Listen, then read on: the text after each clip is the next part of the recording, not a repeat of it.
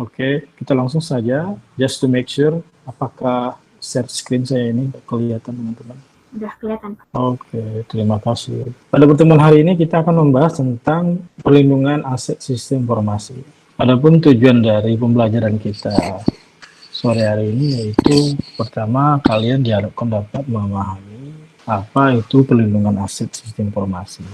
Kalian sebagai mahasiswa juga dapat mengetahui alasan kenapa sebaiknya dilakukan perlindungan aset. Karena aset di sistem informasi itu jika tidak dilindungi bisa digunakan oleh pihak-pihak yang tidak bertanggung jawab.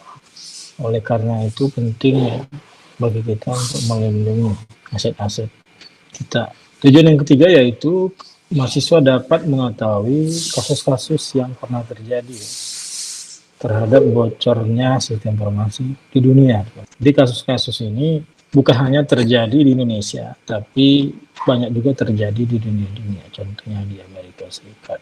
Oke, yang keempat, kalian diharapkan dapat mengetahui tipe-tipe ancaman sistem informasi itu apa saja. Dan yang kelima, kalian dapat mengetahui strategi untuk mengamankan aset. Adapun table of contents ya, saya jelaskan dari awal. Ini yang pertama yang akan kita bahas, yaitu tentang definisi aset sistem informasi.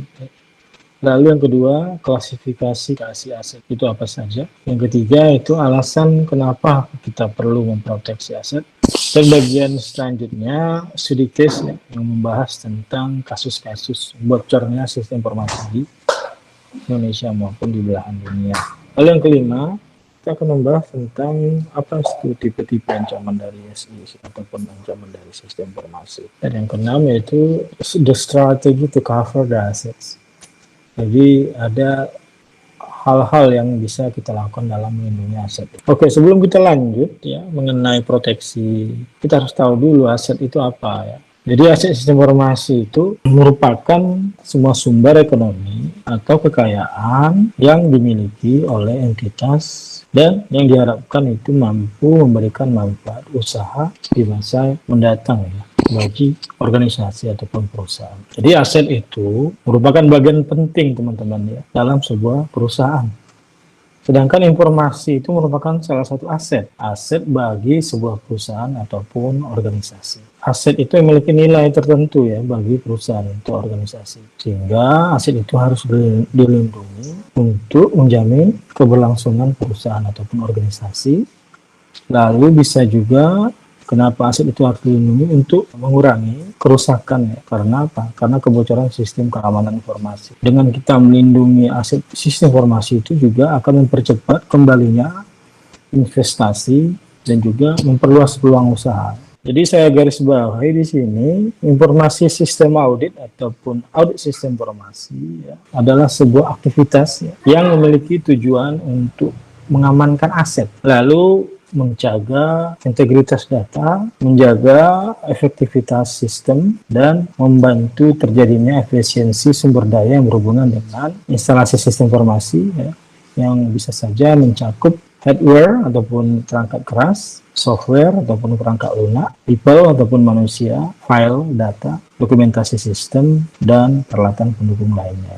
Aset sistem informasi itu harus selalu dilindungi teman-teman ya, melalui sistem keamanan yang baik dan benar. Nah, aset sistem informasi itu apa saja?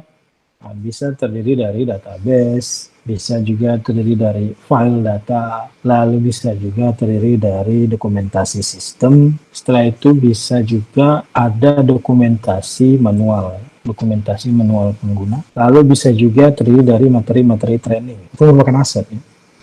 Baik itu materinya bersifat dokumentasi yang bisa dipegang secara fisik maupun yang tidak bisa dipegang secara fisik, misalnya dalam bentuk data. Lalu aset lainnya bisa juga semacam prosedur ya. Karena prosedur itu merupakan hak kekayaan perusahaan. Prosedur yang telah dibuat itu merupakan aset perusahaan. Karena sudah dilalui dengan berbagai pertimbangan, berbagai kajian atau analisis. Untuk membuat sebuah prosedur itu tidak mudah, teman-teman. Dia harus melibatkan ahli yang berkaitan dengan bidangnya ya, sehingga terciptanya sebuah prosedur yang bisa membantu menjalankan perusahaan itu dengan baik, dan itu termasuk hak kekayaan perusahaan ataupun aset informasi ya. Kalau proteksi aset informasi di sini jelaskan adalah jenis perencanaan yang dimaksudkan untuk melindungi aset informasi dengan menggunakan teknik perlindungan aset informasi untuk membatasi akses user terhadap aset-aset berharga tertentu. Tidak semua orang bisa masuk ke dalam untuk mengakses aset-aset yang penting itu, yang berharga itu. Jadi ada PIC ataupun manajer ataupun orang-orang yang bisa mengakses, karena itu berkaitan dengan pelindungan keamanan perusahaan. Jadi aset-aset berharga itu harus dibatasi aksesnya. Enggak semua orang bisa. Ya.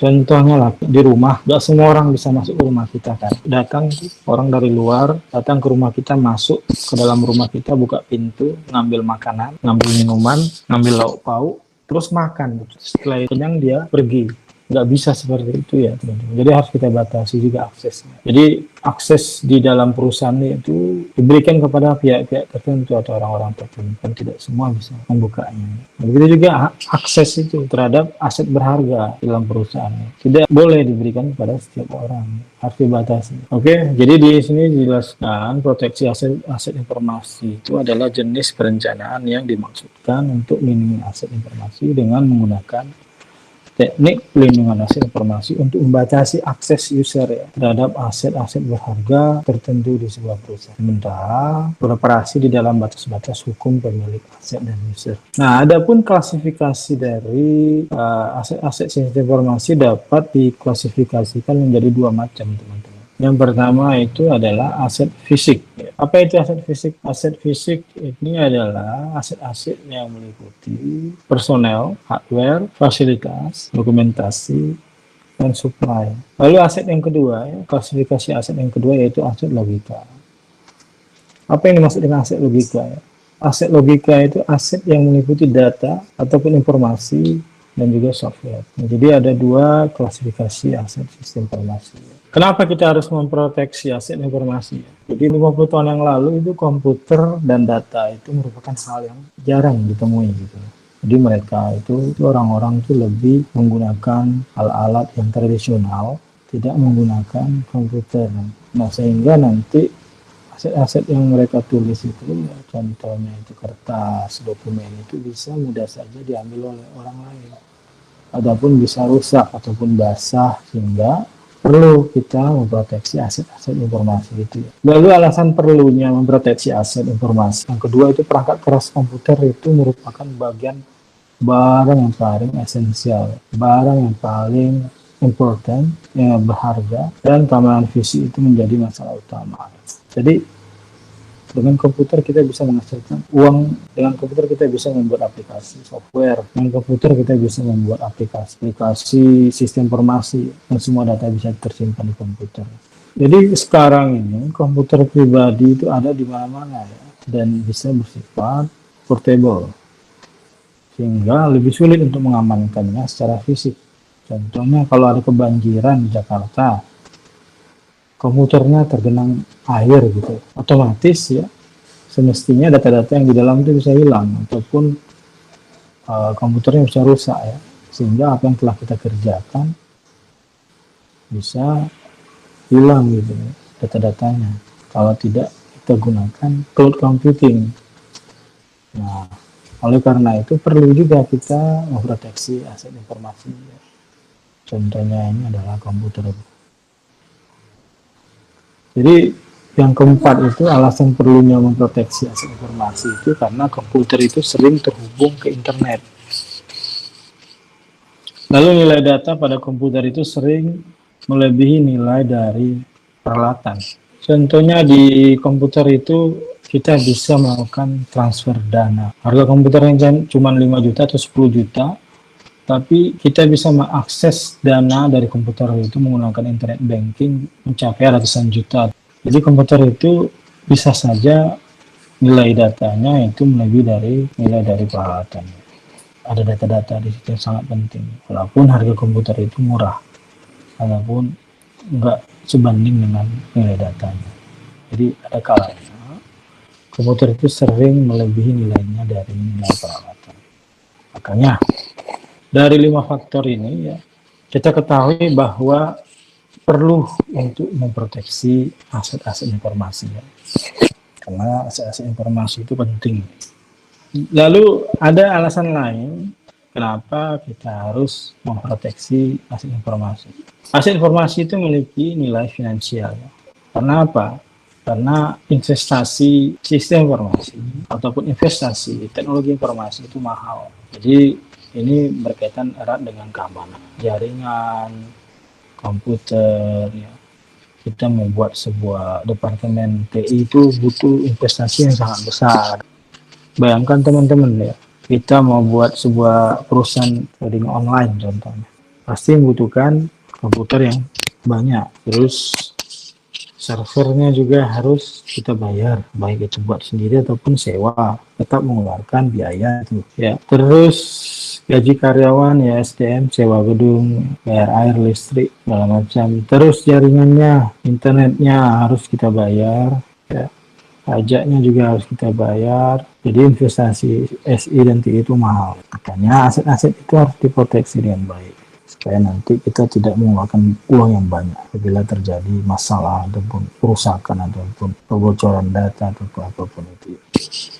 Survei yang dilakukan oleh CSI, 80% dari responden itu mengaku mengalami kerugian finansial yang disebabkan oleh terjadinya serangan. Nah, ini merupakan data yang dilakukan oleh CSI, di wawancara, dicari responden ya, dan ditanyakan mereka ini mengalami kerugian finansial yang terjadi karena serangan. Oleh karena hal-hal yang tadi saya sebutkan ini ya, sampai dengan serangan-serangan ini penting bagi kita untuk memproteksi aset-aset. Lalu alasan lainnya yaitu salah satu isu utama dalam dunia bisnis adalah kurangnya manajemen yang tepat dalam aset informasi sehingga menyebabkan hilangnya aset informasi yang merupakan bencana yang dapat mengakibatkan kerugian finansial. Jadi kurang manajemen yang tepat dalam mengelola aset informasi. Karena dalam mengelola aset informasi itu ada standar atau ada framework. Contohnya kalau kita mau mengelola service desk lebih baik berdasarkan framework ITIL 4. Karena di framework ITIL 4 itu dijabarkan kerangka kerja yang terbaik berdasarkan dari pengalaman-pengalaman perusahaan-perusahaan besar menghadapi dan mengelola perusahaan itu dengan baik. Dan juga berdasarkan kajian-kajian ya, secara ilmiah oleh para ahli. Solusi apa yang terbaik dan framework apa yang terbaik, kerangka kerja apa yang terbaik dalam mengelola service desk di sebuah perusahaan. Nah, hal seperti ini nggak semua perusahaan yang tahu. Jadi, syukurlah kita mahasiswa ini yang mengetahui yang nanti kalau kalian membuat sebuah perusahaan atau menjadi leader di sebuah perusahaan, coba kita baca dulu literasi dari luar. Ya. Kenapa perusahaan besar itu bisa berjaya? Kenapa perusahaan besar itu bisa beroperasional dengan baik? Kita cari tahu mereka menggunakan framework apa, terus kita amati, tiru, dan kita modifikasi dan kita implementasikan di perusahaan kita. Supaya apa? Supaya perusahaan kita juga ikut maju. Tapi kalau kita mau belajar dengan perusahaan-perusahaan besar, nah itu akan menambah pembendaraan pengetahuan kita. Jadi menurut teman-teman, alasan kenapa kita harus memproteksi sistem informasi itu apa? Ada yang tahu? Gabriela, menurut pendapatmu, kenapa kita harus memproteksi aset-aset sistem informasi? Oke, kalau menurut saya, aset perusahaan itu kan banyak, dan yang pasti didominasi oleh data gitu Pak, dan data itu kan sangat mahal ya, jadi data perusahaan, dari perusahaan internal ataupun eksternal itu kan sangat mahal, dan bisa untuk perkembangan perusahaannya gitu, untuk persaingan perusahaannya juga. Jadi kalau misalnya tidak dijaga kan bisa kemana-mana gitu, dan pasti merugikan perusahaannya secara finansial maupun nggak finansial gitu. Terima kasih Gabriela. Ya Pak. Jadi betul sekali ya yang disampaikan oleh Gabriela, saya setuju. Jadi kalau tidak dijaga akan menyebabkan kerugian karena aset-aset sistem informasi itu banyak ya. Muhammad Irsyad Karim. Hai Muhammad, apa kabar? Halo Pak. Apa kabar? Muhammad Baik Irsyad Karim.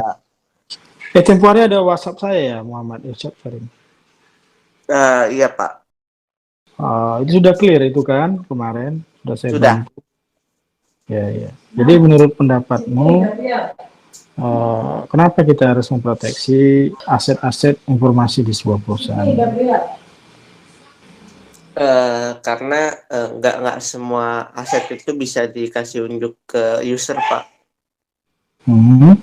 Terus? Karena beberapa aset juga bisa jadi diperuntukkan untuk yang lain lagi gitu. Bisa untuk mencari diproses lagi, menghasilkan aset yang baru juga bisa. Oke, Muhammad Irsyad. Anyway, nilaimu sudah keluar atau belum ya? Belum ngecek sih Pak. Oke. Yalah. Terima kasih Muhammad Irsyad Karim. Terima kasih Bapak. Luar biasa. Betul sekali ya disampaikan oleh Muhammad Irsyad Karim. Selanjutnya, Milio Ama. Apa kabar Milio? Ya Pak, Iya, apa kabar? Bagaimana nilai UTS-mu? Sudah dicek? belum cek Pak, saya belum cek. Oke. Milio, menurut pendapatmu, kenapa kita harus mengamankan aset informasi di sebuah perusahaan? Biar nggak bangkrut kali Pak perusahaannya. Terus, ada lagi? Itu aja sih Pak, yang saya tahu. Biar nggak dibobol sama perusahaan lain gitu kan, dicurangi gitu. Bahaya kalau dibobol ya, Milio. Iya, Oke, Milio. Terima kasih, Milio. ya Pak. Terima kasih teman-teman telah memberikan ini jawaban betul ya yang disampaikan teman-teman semua. Nah, ini adalah kasus-kasus bocor data-data. Kata data itu merupakan aset informasi di sebuah departemen atau organisasi atau perusahaan. Jadi pernah juga terjadi di Amerika Serikat, yaitu WikiLeaks ini memiliki 3059 dokumen rahasia Amerika Serikat yang terkait Indonesia. Ini bocor gitu loh. Dan juga dokumen yang dibuat dalam bentuk Congressional Research Service atau CSR yang biasanya menjadi dasar bagi Senat dan DPR AS dalam mengambil kebijakan. Dokumen itu sebanyak 3059 dokumen. Ini masalah kasus Timur Timur ya, pada tahun 1999. Mungkin kalian masih kecil. Gitu. Pemerintah Amerika Serikat menekan Indonesia agar menerima kehadiran pasukan perdamaian internasional di Timur Timur usai jejak pendapat, lalu menghentikan kerjasama militer Amerika Serikat dan Indonesia dan memulangkan 200.000 pengungsi Timur Timur, lalu mendukung keputusan IMF dan Bank Dunia menghentikan bantuan mereka untuk Indonesia. Lalu dokumen yang bocor ini juga ada tentang bantuan yang dihapus untuk tahun 2000, antara lain bantuan ekonomi sebesar 75 juta dolar AS, economic support funding 5 juta dolar AS juga bocor. Lalu ada jenis bantuan yang bernama IMED ya, sebesar 400.000 dolar US. Ini adalah merupakan kebocoran data-data diplomatik Amerika Serikat. Jadi ini bersifat penting dan rahasia karena ini menyangkut dengan rahasia negara. Ya. Ini kasus bocor data diplomatik ini sempat gempar teman-teman. Jadi penting kita itu mengamankan aset informasi itu, supaya nanti tidak kejadian seperti ini. Oke. Lalu kasus-kasus bocor data diplomat ini ada juga tentang intellectual property rights chapter. Ini ada beberapa ya, tidak perlu saya baca secara detail karena panjang. Ada tentang Tokyo, ya, ada juga tentang di UK, publication of the UK Royal Mails postcode database juga bocor ya. Nah itu memberikan kerugian bagi negara tersebut. Nah ada juga informasi-informasi yang bocor di Indonesia ya. Jadi sebagaimana kita ketahui beberapa waktu belakangan ini sering terjadi peretasan ya. Sering terjadi kebocoran data yang menimpa warga negara Indonesia ya. Contoh yang baru-baru ini itu adalah bocornya data sebanyak 279 juta penduduk Indonesia itu teman-teman. Lalu ada juga kebocoran data BPJS, data Electronic Health atau EHAC. Lalu ada juga kebocoran informasi data KPI ya. Yang terbaru juga ada kebobolan situs BSSN dan bocornya data anggota Polri ya, sebanyak 28.000 Jadi ini semua dilakukan dengan caranya bagaimana, teman-teman? Ada yang tahu kenapa bisa bocor? Jadi ini semua dilakukan dengan serangan cyber ya. Jadi dalam Undang-Undang Republik Indonesia Nomor 23 Tahun 2019 tentang pengelolaan sumber daya nasional untuk pertahanan negara, menyatakan bahwa serangan cyber itu merupakan ancaman terhadap negara ya. Jadi teman-teman, kita itu perlu melakukan peningkatan awareness ya. Awareness terhadap pada siapa? Pada para pemimpin lembaga, terhadap data-data security, terhadap update-update teknologi, lalu juga bisa peningkatan kapasitas SDM, juga bisa dilakukan peningkatan anggaran ya untuk membantu agar bisa memproteksi data-data ini. Jadi selain itu ya, pemerintah juga perlu membangun diplomasi cyber ya, yang merupakan jembatan untuk bekerja sama dengan negara-negara lain. Jadi kita bisa saling tukar informasi dengan negara lain tentang cyber security ya, yang bisa kita terapkan di Indonesia ya. Ya, itu penting ya dilakukan diplomasi cyber ya, antara contohnya Indonesia dan Australia, Indonesia dan Amerika, Indonesia dan Singapura, Indonesia dan UK ya. Jadi ini merupakan jembatan untuk melakukan kerjasama ya dengan negara-negara lain yang akan membantu kita mengamankan aset-aset kita ya nanti, karena negara-negara tersebut sudah mengupdate teknologi ya. Jadi kerjasama dengan negara lain yang berbentuk diplomasi cyber itu penting teman-teman, terutama yang terkait dengan investasi, bisa juga dengan penindakan terhadap pelaku kejahatan cyber dari negara lain. Dan itu tidak bisa kita campur tangan karena setiap negara memiliki juridis masing-masing, wilayah hukum masing-masing, ketentuan hukum masing-masing. Belum tentu peraturan Indonesia ini berlaku di negara lain, dan belum tentu peraturan perundang-undangan negara lain itu berlaku di Indonesia.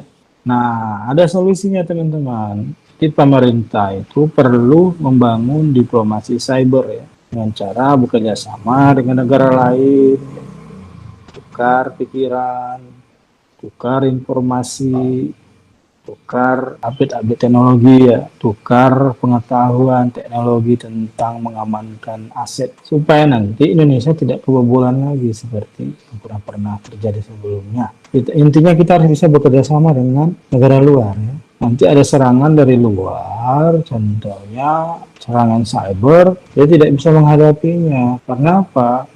Karena kita tidak bekerja sama dengan negara tersebut. Misalnya hackernya dari China membobol salah satu hal penting di pemerintahan Indonesia, tapi kita tidak melakukan kerjasama cyber dengan China, susah menjaga aset informasi kita ini agar tidak bocor. Karena wilayah jurisdiksi di China dengan Indonesia itu berbeda peraturan-peraturannya. Nah, itu berbeda peraturannya setiap negara itu. Jadi solusi yang saya tawarkan ini pada pemerintah, bangunlah kerjasama dengan negara lain ya, bergandengan tangan ya, untuk menjaga ya, kesatuan, menjaga aset-aset setiap negara itu tetap bisa diproteksi dengan baik ya. Kita menjaga aset negara lain menjaga aset kita gitu. Jadi ada semacam hubungan timbal balik yang saling menguntungkan, win-win solution. Oke. Jadi seperti kasus BSSN, lalu ada kasus data Kepolisian Republik Indonesia ya, diklaim bahwa pelakunya berasal dari Brazil ya. Nah, susah kalau sudah beda negara itu ya. Jurisdiksi itu harus jelas diperkuat dengan adanya diplomasi cyber ya. Jadi penting kita melakukan kerjasama ya. Itu saling menjaga gitu ya. Harmonisan, menjaga unity, menjaga kekompakan, itu saling membantu ya satu sama lain. Bukan perang antara negara, bukan menghancurkan satu sama lain, tapi saling menjaga, saling membangun hubungan yang baik agar terciptanya perdamaian, agar terciptanya kekuatan di bidang cyber. Kalau kita kerjasama dengan Brazil contohnya, ya, negara Indonesia, nggak akan mungkin hacker dari Brazil itu mau membobol aset-aset informasi Indonesia ya. Kalau ada ya pemerintah Brazil akan turun tangan langsung ya, menghadapi rakyatnya sendiri gitu. Nah, ini juga contoh dari kasus-kasus yang terjadi di Indonesia itu SMS penipuan ya. Contoh sini saya baca nih, tolong belikan dulu mama pulsa simpati 20.000 di nomor barunya. Mama ini nomornya bla bla bla. Cepat penting dari mama. Lalu ada juga pernah ini SMS penipuan fraud ini, tolong uangnya dikirim saja ke negara BRI. Ada juga terjadi pembobolan internet banking ya. Situs-situs itu diplesetkan, domain-domain yang biasanya kita tahu tuh kalau biasa contohnya ini www.bca.com. Lalu domainnya itu diplesetkan gitu. Contohnya itu www.klikbca.com gitu, nggak ada dotnya dulu ya. Lalu ada juga klikbca.com gitu kan, nggak ada www-nya. Lalu klikbca.com ini, lalu di bawahnya juga seperti ini, klikbac.com ya. Nah, ini pembelian domain untuk situs plesetan dari BCA, dan domain-domain ini kalau sudah dibeli bisa mengaburkan nasabah nanti, supaya nanti nasabah itu diarahkan untuk mengklik situs-situs ini yang tidak benar ya, bahwa ini adalah bank BCA, sehingga nanti si hacker ini bisa melakukan pembobolan internet banking karena uang-uang itu ada di situ. Jadi internet banking itu sifatnya itu kita hanya tahu nomor rekening dan PIN ya, sudah bisa diketahui ya, bisa dibuka dari mana saja, dari negara mana saja. Jadi penting kita untuk mengamankan aset informasi itu agar tidak dibobol ya internet banking kita ya. Lalu pembobolan itu bisa juga di kartu kredit dan kartu debit. Nah, ini terjadi di Amerika Serikat ya, di swalayan Target. Target ini merupakan swalayan yang sangat murah teman-teman harga-harganya ya. Nah, di Target ini pernah terjadi kejadian pembobolan 40 juta kartu kredit dan kartu debit. Contohnya isi kartu kreditnya tuh itu debitnya misalnya satu kartu itu isinya 100 juta, debitnya 40 juta, udah berapa? Itu bisa dibobol teman-teman ya. Lalu ada juga pembobolan kartu kredit nasabah The Body Shop ya. Jadi kartu kreditnya itu bisa dibobol teman-teman. Itulah pentingnya kita mengamankan aset informasi itu ya. Pak Pol tak pernah nggak mengalami pembobolan? Apa yang mau dibobol dari Mac ini ya? Ada, isinya juga nggak ada. Internet banking saya nggak ada. Paling dia mau lihat foto-foto saya, nggak ada apa-apa. Mau lihat juga nggak ada apa-apa. Jadi penting gitu aja untuk mengamankan aset. Karena cinta akan uang itu adalah sumber dari kejahatan. Semua itu ada karena kesempatan. Karena nggak semua manusia ini yang hidupnya jujur, benar gitu. Ada juga orang-orang yang memang mau dia melakukan seperti itu untuk mencari uang. Artinya seperti apa Pak? Kita bisa lihat di berita-berita di TV itu kasus-kasus penipuan, pembobolan segala macam itu sering kita dengar kan. Kita sebagai orang-orang benar ya jalan lurus ke depan, tapi kita juga harus menjaga supaya nanti aset-aset kita tidak dibobol orang. Kenapa seseorang itu mau jadi hacker gitu? Apa sih manfaatnya? Kalau kita kan kita ingin jadi seseorang yang bisa berguna bagi orang lain ya, selama kita masih hidup. Supaya nanti hidup kita itu benar-benar bukan jadi produk yang gagal. Hidup kita itu benar-benar menjadi seorang yang bervalue untuk orang banyak ya. Karena semua akan dipertanggungjawabkan pada akhirnya. Jadi pekerjaan itu setahu saya itu polisi, dosen, ya, dokter, software developer gitu ya, desainer. Tapi ada juga jobnya sebagai hacker gitu. Kenapa ya orang itu mau menjadi hacker gitu? Apa alasannya? Alasan seseorang itu mau menjadi hacker itu memang wannabe hacker ya. Karena dia memang ingin jadi hacker gitu loh ya. Ingin merasakan hacker itu seperti apa sih gitu ya. Lalu alasan kedua itu ya, untuk mendapatkan popularitas ya. Ingin mereka itu terkenal gitu ya. Ingin dapat popularitas. Kalau jadi hacker, terkenal ini. Misalnya hackernya hacker 0666. Wah, dia berhasil mau bobol situs KPU misalnya gitu. Terus di KPU di websitenya itu tertulis I am 0666. Heboh kan nanti si Indonesia, jadi populer lah nama si 0666 ini. Jadi ada salah satu tujuannya seorang menjadi hacker itu saya dapat dari literasi, bukan dari pemikiran saya sendiri teman-teman. Based on pendapat ahli itu, bukan pendapat saya. Karena siapalah saya tidak ada kemampuan untuk memberikan pendapat secara pribadi gitu ya. Harus berdasarkan literasi. Dan itu sifatnya ilmiah. Alasan seorang itu menjadi hacker salah satunya tuh mereka ingin terkenal gitu ya. sekarang ini orang ingin terkenal simple, jadi YouTuber jadi terkenal, malah lebih terkenal jadi artis-artis film gitu ya. Dulu kan kalau mau terkenal kan harus jadi bintang film, jadi pemain musik, penyanyi. Sekarang ada yang lebih cepat, YouTuber gitu, cepat terkenal gitu kalau memang viewersnya banyak. Tapi ada juga motivasi dari hacker ini ya. Salah satunya juga untuk popularitas itu, untuk jadi terkenal gitu. Dengan cara yang salah, nggak mau mengikuti proses, tapi ingin menikmati hasil gitu. Motivasinya salah gitu. Jadi ada hal-hal yang perlu ditanamkan dalam diri seorang hacker ini, yaitu hidup benar, cinta kepada Tuhan Yang Maha Esa, hidup harus melayani, ya bukan menjadi seorang yang populer. Ya. Biarlah yang populer itu yang menciptakan kita harus melayani aja lah selama masih kita hidup. Lalu itu bisa juga hacker ini ingin mendapat pujian gitu loh. Ada orang-orang yang ingin dipuji terus.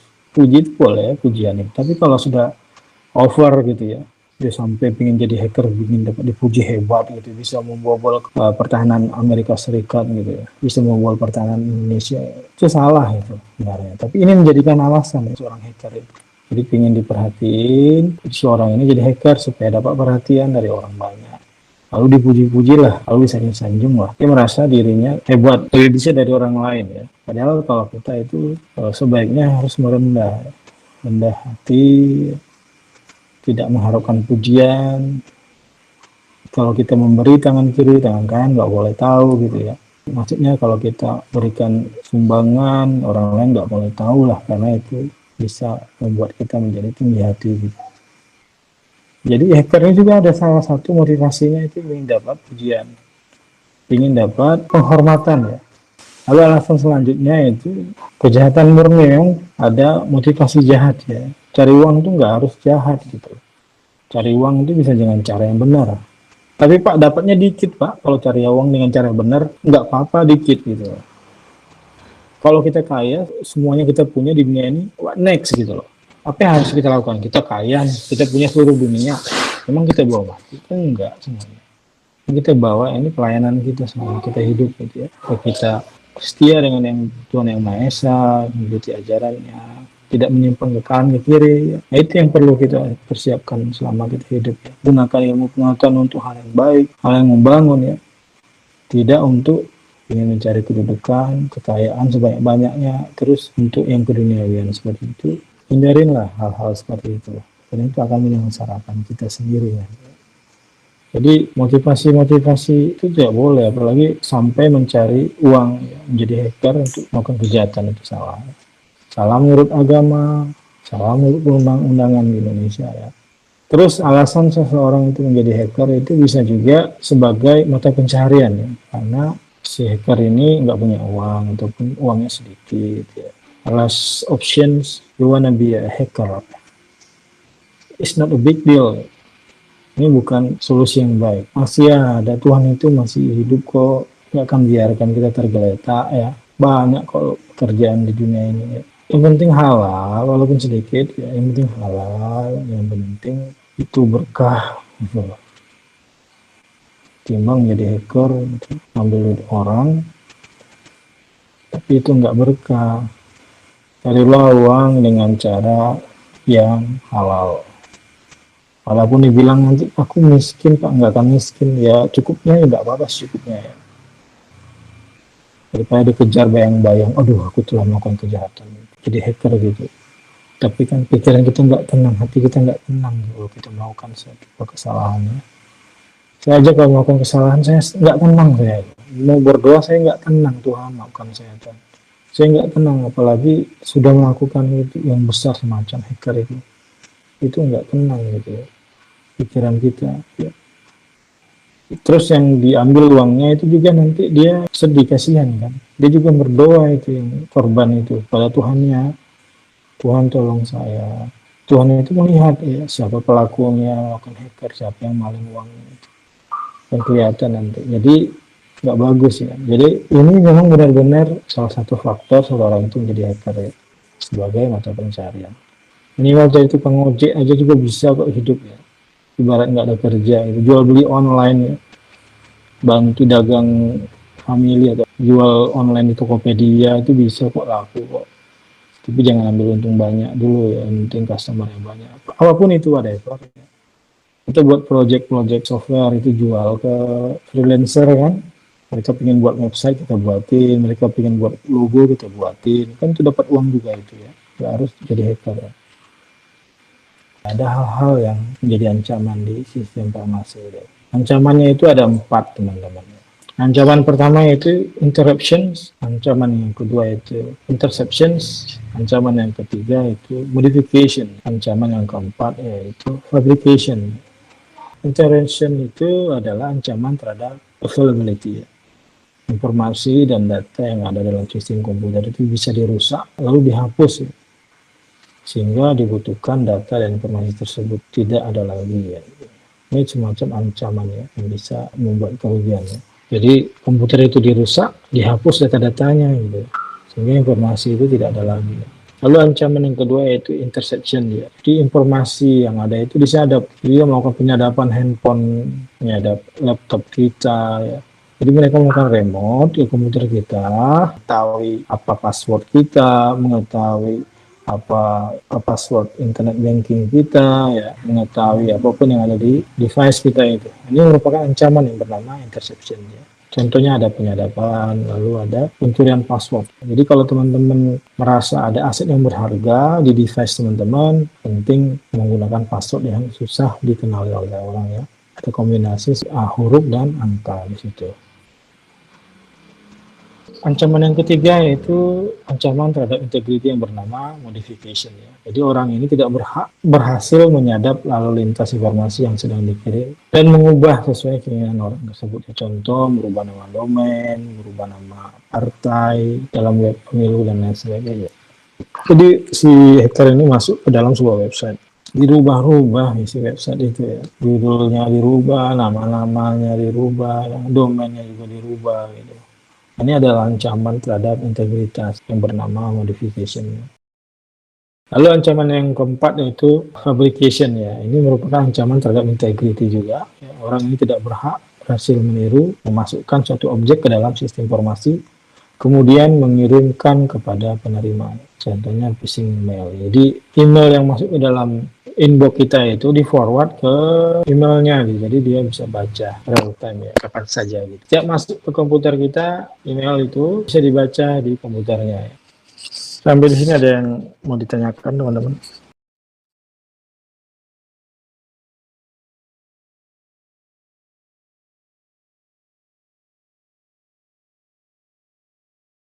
Oke lanjut ya. Jadi kita akan membahas juga tentang strategi mengamankan aset ya. Jadi aset-aset yang sudah terancam tadi itu bisa kita amankan dengan melakukan strategi. Berikut ini strategi keamanan yang dapat digunakan untuk melindungi aset-aset sistem informasi ya. Di antaranya itu sebagai berikut. Yang pertama yaitu confidentiality ataupun privacy ya. Ini merupakan aspek yang menjamin kerahasiaan data atau informasi, lalu memastikan bahwa informasi itu hanya dapat diakses oleh beberapa orang yang berwenang, lalu bisa juga menjamin kerahasiaan data yang dikirim dan diterima itu hingga nantinya akan disimpan. Jadi harus dilakukan confidentiality ataupun privacy dari akses informasi ya kepada orang-orang tertentu saja yang berwenang ya, yang dapat menjamin kerahasiaan data yang dikirim atau diterima ya. Ini satu strategi ya untuk mengamankan aset sistem informasi. Yang kedua yaitu integrity ya.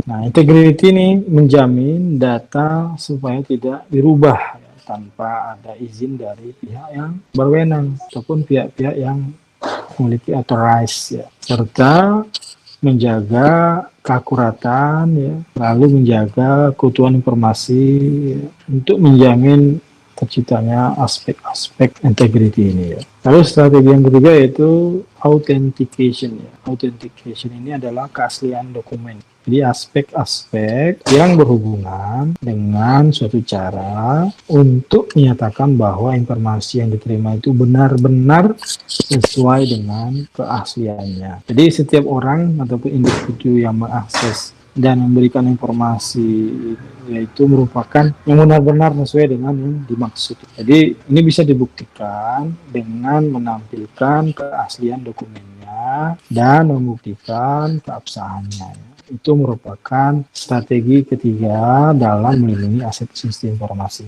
Strategi yang keempat yaitu availability. Availability ini merupakan aspek yang menjamin bahwa data yang tersedia itu ketika dibutuhkan hingga memastikan user yang berhak menggunakan informasi itu ya, dan perangkat yang terkait dengan aset yang berhubungan apabila diperlukan itu selalu tersedia kapan saja ya pada saat yang dibutuhkan. Jadi availability itu sifatnya data-data itu harus bisa tersedia kapan saja pada saat dibutuhkannya. Itu merupakan strategi juga ya, dalam mengamankan aset sistem informasi karena data itu adalah aset. Lalu strategi yang kelima yaitu dengan melakukan akses kontrol ya. Akses kontrol ini dengan cara melakukan kontrol ya, pengontrolan ya. Lalu mengamankan pengoperasian sistem ya yang didasarkan pada struktur organisasi dari departemen operasi dan unit yang ada di dalam departemen tersebut. Jadi ada semacam departemen yang melakukan akses kontrol ya terhadap pengoperasian sistem. Oke, strategi yang keenam untuk melindungi aset sistem informasi yaitu dengan melakukan non-repudiation ya. Jadi aspek ini digunakan untuk menjaga supaya individu di luar perusahaan itu tidak dapat menyangkal ya telah melakukan suatu transaksi ya. Sebenarnya teman-teman beragam ya bentuk aset informasi yang dimiliki oleh suatu perusahaan. Contohnya itu diantaranya informasi yang tersimpan dalam komputer, baik yang ada di desktop maupun di mobile komputer ya. Dan device ini bisa ditransmisikan ya melalui network. Jadi informasi yang dicetak pada kertas ya, dan dikirim melalui fax bisa juga disimpan dalam disket, dalam CD, dalam DVD, ataupun flash disk, ataupun media penyimpanan lainnya. Ini merupakan aset informasi yang dimiliki oleh suatu perusahaan yang bisa disimpan di dalam komputer. Jadi beragam bentuk aset-aset informasi yang dimiliki oleh perusahaan ya. Banyak jenisnya ya. Informasi yang dicetak pada kertas itu merupakan aset. Lalu data-data yang dikirim melalui fax itu aset ya. Lalu data-data yang ada di CD ya, di DVD itu aset juga. Data-data yang ada di flash disk juga aset ya. Lalu data-data yang ada di cloud ataupun media penyimpanan lainnya itu merupakan aset. Jadi aset itu bisa yang kelihatan dan bisa yang tidak kelihatan, bisa tangible dan bisa intangible. Jadi ada 6 strategi keamanan untuk melindungi aset. Yang pertama yaitu melakukan privacy, merupakan aspek yang menjamin kerahasiaan data, ya, tidak semua orang boleh masuk mengaksesnya. Lalu yang kedua ada integrity, aspek yang menjamin data supaya tidak dirubah tanpa ada izin dari pemberi izin. Lalu ada authentication, ya, aspek yang mengecek keaslian dokumen ya, palsu atau tidak ya, asli atau tidak. Lalu ada availability ya, data yang tersedia itu harus bisa diakses ketika dibutuhkan, harus bisa tersedia. Nah ini akan membantu melindungi aset itu pada saat nanti contohnya aset itu hilang ya. Jadi sebelum hilang ataupun aset itu terdapat adanya ancaman, kita bisa langsung mengakses ya, aset tersebut, kita bisa melakukan backup data. Lalu strategi yang kelima yaitu akses kontrol ya. Kita melakukan kontrol pengoperasian sistem ya. Ini merupakan aspek keamanan. Ini biasanya dilakukan pada departemen operasional ya, ataupun aktivitas-aktivitas dari unit-unit yang ada di dalam departemen tersebut. Jadi tim itu akan melakukan kontrol ya. Tim itu akan melakukan penjagaan keamanan terhadap pengoperasian sistem ya. Lalu strategi yang keenam yaitu non-repudiation ya. Jadi ini merupakan aspek yang digunakan untuk menjaga supaya individu yang berada di luar perusahaan tidak dapat menyangkal ya apabila telah melakukan transaksi tertentu. Jadi aset-aset itu juga banyak macamnya teman-teman. Ada yang bisa berbentuk informasi yang dicetak ya pada kertas, lalu bisa juga yang dikirim melalui fax, lalu informasi yang berada dalam CD, disket, DVD, flash disk, ataupun media penyimpanan lainnya. Jadi untuk melindungi aset ada elemen-elemen yang harus dipahami. Yang pertama itu metode dan teknik untuk perencanaan, implementasi, dan pemantauan keamanan ataupun security. Termasuk di dalamnya adalah pengetahuan mengenai asesmen terhadap ancaman dan risiko ya. Lalu pengetahuan terhadap analisis sensitivitas, lalu adanya asesmen terhadap dampak privacy. Ini adalah salah satu elemen-elemen ya yang dapat melindungi aset. Elemen yang kedua yaitu pengetahuan akan berbagai metode ya dan teknik serangan ya, itu harus kita ketahui terhadap aset informasi ini. Jadi kita harus memiliki knowledge, kita harus memiliki pengetahuan ataupun berbagai metode-metode dan teknik serangan yang bisa terjadi yang dilakukan penyerang itu ataupun hacker itu terhadap aset-aset informasi itu. Beberapa di antaranya antara lain itu bisa juga ada yang namanya hacking ya. Hacking kalian tahu ya. Ada juga spoofing, ada juga virus yang bernama Trojan Horse, ada juga DOS, lalu ada spamming, lalu ada social engineering juga, bisa juga war driving, war chalking, ada juga piggybacking ya. Ada juga yang bernama phishing ya. Ini merupakan teknik serangan terhadap komputer ya. Lalu yang selanjutnya yaitu pemahaman akan proses yang terkait dengan pemantauan dan respon terhadap security incident. Di dalam ini termasuk adanya bagian prosedur eskalasi ya, jika ada kejadian yang membahayakan. Lalu ada juga prosedur yang dalam pengelolaan respon ya. Harus direspon itu harus kita kelola ya, apa aja nanti yang kita lakukan dalam respon kejadian-kejadian yang membahayakan ini. Harus ada prosedurnya itu dibuat untuk melakukan eskalasi ya. Jika ada kejadian yang membahayakan. Lalu ada juga pengelolaan respon atas kejadian ya, seperti pembentukan emergency response team, pembuatan prosedur serta tanggung jawab masing-masing anggota dalam tim. Jadi itu harus dibuat prosedur itu ya, mulai dari prosedur eskalasi jika ada kejadian yang membahayakan, lalu prosedur dalam pengelolaan respon ya atas kejadian seperti pembentukan emergency response team. Lalu ada prosedur ya, prosedur di dalamnya pembuatan siapa yang bertanggung jawab, siapa masing-masing anggota yang bertanggung jawab dalam tim itu harus dibuat dengan jelas. Ya. Nah itu akan nanti membantu ya, membantu menghadapi security incident ya, karena mata kuliah kita ini kan audit SI, jadi ada auditor di dalamnya yang berperan dalam mengaudit SI ya. Tapi auditor itu juga dituntut untuk mengetahui dan memahami keamanan peralatan jaringan dan internet ya. Lalu auditor juga harus mengetahui protokol komunikasi data ya. Auditor itu juga harus mengetahui teknik-teknik pengamanan seperti teknik pengamanan SSK, teknik pengamanan SET, VPN, NAT ya. Bayangkan kalau auditor SI itu dia mau mengaudit SI, tapi dia tidak memahami jaringannya, dia tidak memahami internet, dia tidak memahami protokol komunikasi data. Dia tidak memahami teknik-teknik pengamanan seperti SSK, SSET, VPN, dan NAT itu. Bayangkan apa yang mau diaudit itu. Jadi seorang auditor itu yang mau melakukan audit SI itu ataupun melakukan audit sistem keamanan, dia harus mengetahui, memahami sistem keamanan itu seperti apa yang bagus itu loh. Jadi dia itu harus memahami keamanan peralatan jaringan, memahami internet, protokol komunikasi data, ya, dan juga teknik-teknik pengamanan aset sistem informasi. Lalu pengetahuan dan pemahaman akan pencegahan kejadian membahayakan. Lalu ada perbaikan. Jadi tidak hanya pemahaman terhadap fungsi ya, pemahaman terhadap konfigurasi, operasi, dan pemeliharaan juga diperlukan, teman-teman.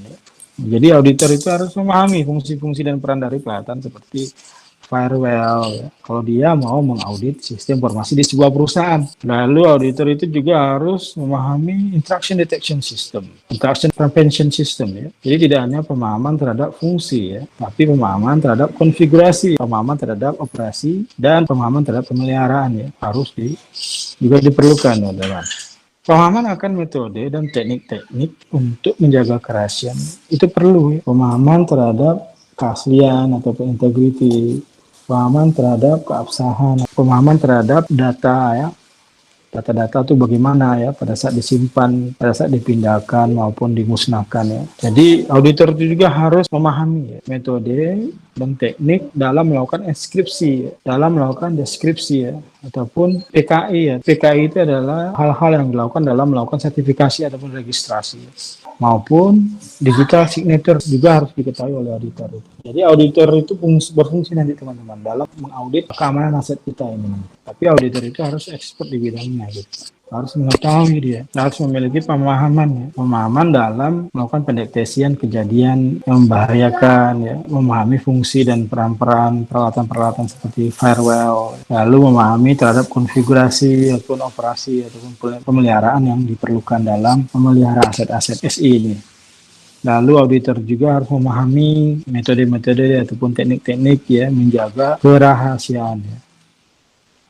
Jadi ada hal-hal yang sangat mempengaruhi untuk menjaga kerahasiaan dan itu harus dipahami oleh auditor. Menjaga keabsahan informasi maupun data ya, baik pada saat disimpan, baik pada saat dipindahkan maupun dimusnahkan ya. Lalu auditor itu secara detail harus memahami bagaimana enkripsi itu, bagaimana deskripsi itu, bagaimana melakukan sertifikasi dan registrasi maupun bagaimana digital signature itu. Digital signature itu sangat berbahaya. Dan itu esensial sekali ya. Kita bisa meng-approve sebuah agreement dengan menggunakan digital signature. Nah, itu harus dipahami ya.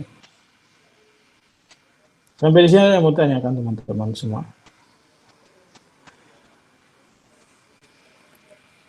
Sekarang kita membahas tugas ya. Tugas ini